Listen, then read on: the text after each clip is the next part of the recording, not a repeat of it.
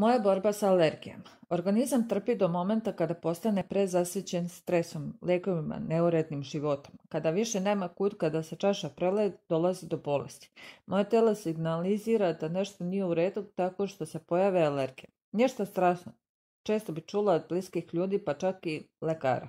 Alergije su dosadne i uporne i veoma neprijatna pojava, a znam da će se sa mnom složiti svi koji pate od istih. Obično nadrljam kada krene proleće i krajem leta. Respiratorne alergije su se pojavile pre par godina i sada već postale normalna stvar. Prošlog proleća pojavile su se i kožne alergije. Cijele šake su mi u crvenim pečatima koje svrbe do tačke ludila. Nakon nekog vremena koža puca tu gdje je bila crvena i nastaju rane, a zatim se alergija širi na ruke i ka laktovima. Izgleda veoma ružno i svrbi i svaki kontakt sa vodom je bolan. Nažalost, nije jedna krema prepisana od strane lekara nije dala rezultat. Lekari su mi pričali te alergična si na prašak za sudove, ne perem ih ja, ručno pere ih mašina. Te alergični ste na neki lijek koji pijete, prestala sam čak i da pijem sve lekove da bi zadnja dijagnoza bila da sam alergična na novac, tačnije na živu u novčanicama.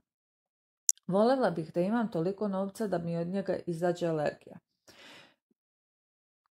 Koristila sam kremu Didermal, pa zatim tablete Xizal, Claratin, sve su to ozbiljni lekovi, ali nijedan nije pomagao. Od nekih sam imala i nus pojave. Organizam je prosto prepun otrova, a ja sam sa lekovima i kremova samo dolila ulje na vatru. Jednom prilikom na roditeljskom sastanku dobila sam napad češenja jer su mi se ruke pogođene alergijom upalile od znoja. Tada mi je jedna mama rekla da može da mi pomogne i da je sačekam nakon sastanka, jer se i ona godinama borila sa alergijama i ekcemima. Preporuka je bila da počnem da pijem potpuno prirodni preparat na bazi medicinske gljive agaricus.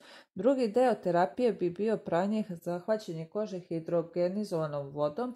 Sve je prirodno, bez hemije, nema neželjenih efekata, a poboljšanje prosto mora da se vidi, reče mi ona.